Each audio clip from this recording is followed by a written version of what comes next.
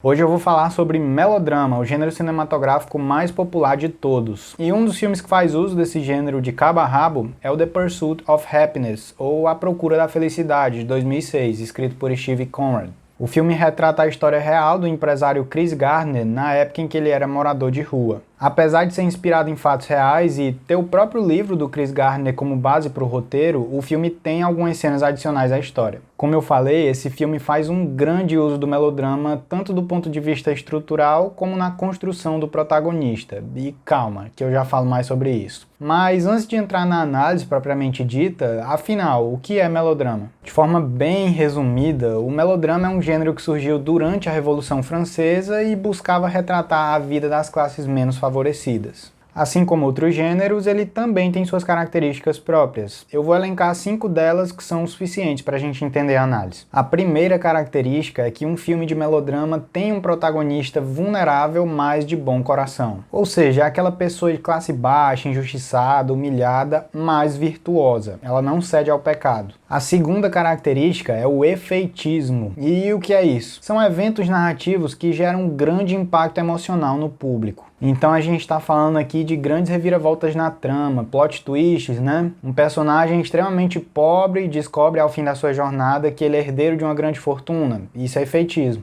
Terceira característica, maniqueísmo. No melodrama é tudo preto no branco, desde o design do personagem até o próprio enredo. Então se um personagem é bom, ele é muito bom. Se ele é mau, é muito mau. E tudo que acontece na trama é de fácil assimilação do público para que o máximo de pessoas compreenda a narrativa. Nada de complexidades aqui. Quarta, peripécias de humilhação social. Peripécias são viradas de trama. Isso quer dizer que o protagonista é massacrado pelo plot, pela trama, né? Os eventos vão escalando o nível de sofrimento, então o protagonista passa por perrengues cada vez maiores. E a quinta e última característica é a narrativa moralizante. O melodrama quer passar uma mensagem específica, ou melhor, ele prega valores específicos, sobretudo aqueles que conversam com a maior parte das pessoas. Então são os valores básicos que nos ensinam desde criança. Se você for uma pessoa virtuosa e cumprir com as suas obrigações, tudo vai dar certo na sua vida. Não importa o quão injusta é a vida, se você não ceder ao pecado, sempre andar na linha, você vai atingir seus objetivos e por aí vai. Tem mais coisa para falar sobre o melodrama, mas com essas 5 características dá pra gente analisar o filme. E com relação à estrutura, o filme tem os 5 pontos do arquiplot, mas com a lógica do melodrama.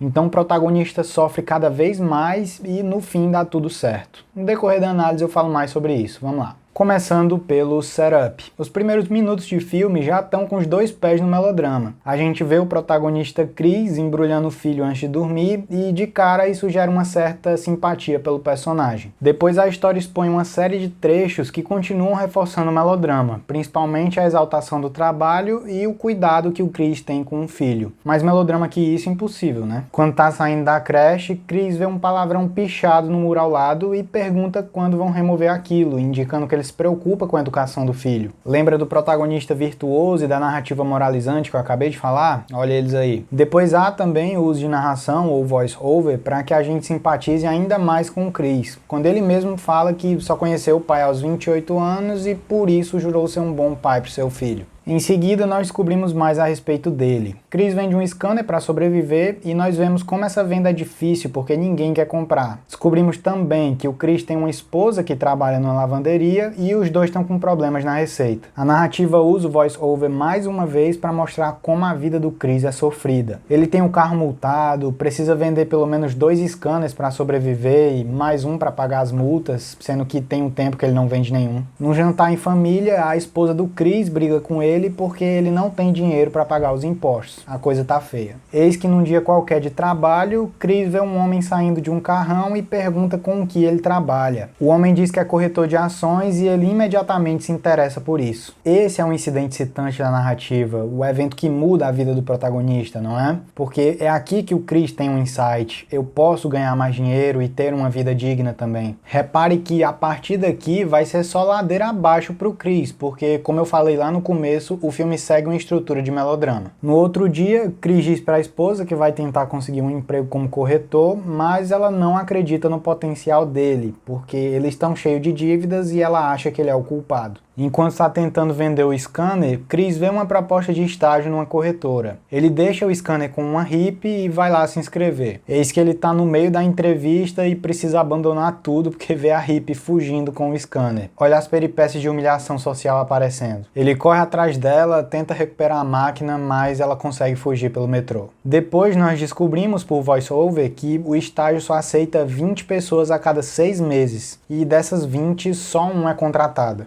Um adendo aqui, reparem que o filme usa muita narração, ou voice-over, né? E o uso aqui é para exposição mesmo, para facilitação narrativa. Isso vem daquela pretensão do melodrama de garantir que o público compreenda tudo o que acontece. Mesmo sabendo da dificuldade, Chris vai até a corretora e entrega o currículo para um funcionário que nem dá bola. Momentos depois, ele vê a hippie com o scanner passando pela rua, corre atrás dela e consegue pegar de volta. Certo dia, Chris reencontra o homem que recebeu seu currículo na corretora e os dois entram num táxi. Durante a corrida, Chris tenta de todas as formas provar que ele merece um emprego, mas o funcionário nem escuta, ele só está preocupado em resolver um cubo mágico. Chris percebe que ele tem dificuldade e diz que ele mesmo pode resolver. Dito e feito, ele resolve e prova que é um homem capacitado. O corretor vai embora e logo depois Chris foge do táxi porque ele não tem dinheiro para pagar a corrida e na fuga acaba perdendo um scanner. Chris telefona para a esposa porque ele se atrasou e ela fica muito brava já que perdeu um turno de trabalho para ir buscar o filho na creche. Depois ela diz que vai embora e inclusive vai levar o filho junto. Desesperado, Chris volta para casa e não encontra ninguém. Lá ele recebe uma ligação da corretora e é informado de que deve ir à entrevista de estágio no outro dia. Engraçado que ele tá tão ferrado aqui que não acha nenhuma caneta para anotar os dados. No dia seguinte, Chris reencontra a esposa na rua e os dois rompem de vez. Percebe como as coisas só pioram na vida do protagonista, né? Isso é melodrama, mas calma que tá longe de acabar. Chris faz um acordo com o dono do apartamento que ele mora e pinta as paredes para não ser despejado, mas aí ele acaba detido pela polícia porque não quitou suas dívidas. Lembra que ele tinha a entrevista de estágio? Pois é, ele vai para a corretora direto da delegacia, do jeito que tá mesmo, todo sujo de tinta, mal vestido, e mesmo com tudo contra ele, Chris se mostra um homem confiante e consegue a vaga. Esse é o midpoint da narrativa porque aqui o protagonista tem uma grande vitória, mas como a estrutura é de melodrama, então essa vitória é fake, é falsa. A gente sabe que ele vai sofrer mais e é isso que acontece. O Chris descobre que o estágio não é remunerado e na situação que ele se encontra, ele precisa de alguma renda para sobreviver. Ele fica dividido, não sabe se aceita o estágio ou não e o corretor afirma que ele precisa dar uma resposta naquele mesmo dia. De novo, o plot pressionando o protagonista. Chris reencontra a esposa e aparentemente é o fim da linha para eles, porque ela diz que vai para Nova York atrás de um emprego melhor. Agora, Chris se mostra ainda mais virtuoso porque a sua responsabilidade aumenta, já que ele vai ter que cuidar do filho sozinho. Ele tira forças de onde não tem, liga para a corretora e aceita o estágio, mesmo sabendo que não vai ser remunerado por isso. Com mais dificuldades financeiras do que já tem, ele muda de apartamento e vai para um mais barato com o filho. E é depois daqui que tem a cena mais famosa do filme, quando o Chris joga basquete com o filho e faz aquele discurso motivacional.